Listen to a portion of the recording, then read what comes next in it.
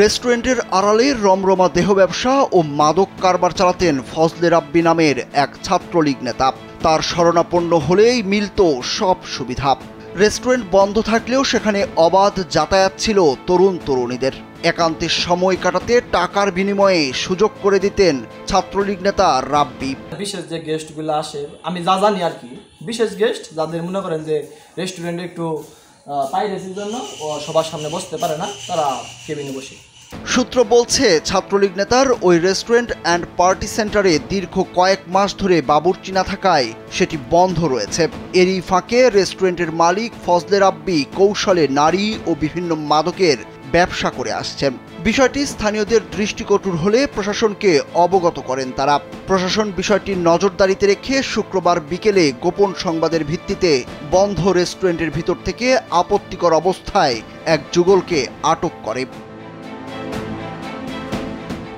এদিকে ওই রেস্টুরেন্টের মালিক ছাত্রলীগ নেতা ফজলে রাব্বি পুলিশের চোখ ফাঁকি দিয়ে কৌশলে পালিয়ে যায়। তবে আটক করা হয় এক কর্মচারীকে।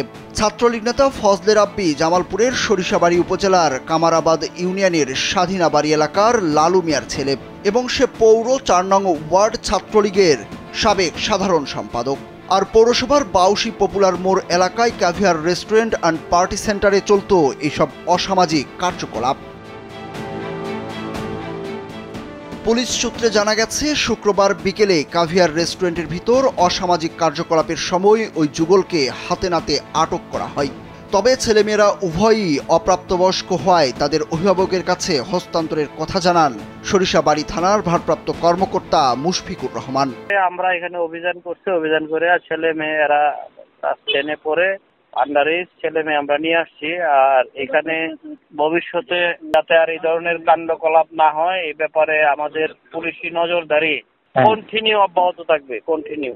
আর আপাতত রেস্টুরেন্ট বন্ধ আছে। যদি নিয়ম শৃঙ্খলার মধ্যে আমাদের যে শর্ত থাকবে, শর্তের মাধ্যমে যদি তারা ব্যবসা করতে চাইলে তখন এটা সুযোগ দেওয়া হবে, এর আগে বন্ধ। পুলিশ আরো জানায়, ক্যাভিয়ার রেস্টুরেন্টের প্রতি পুলিশের নজরদারি রয়েছে যাতে করে তারা পরবর্তীতে এই ধরনের অসামাজিক কার্যকলাপ আর ঘটাতে না পারে সেদিকে লক্ষ্য রাখবে পুলিশ। আর স্থানীয়রা বলছেন, রেস্টুরেন্ট বন্ধের পাশাপাশি ওই ছাত্রলীগ নেতাকে আইনের আওতায় আনা হোক। সুরুজ আহমেদ, কালবেলা।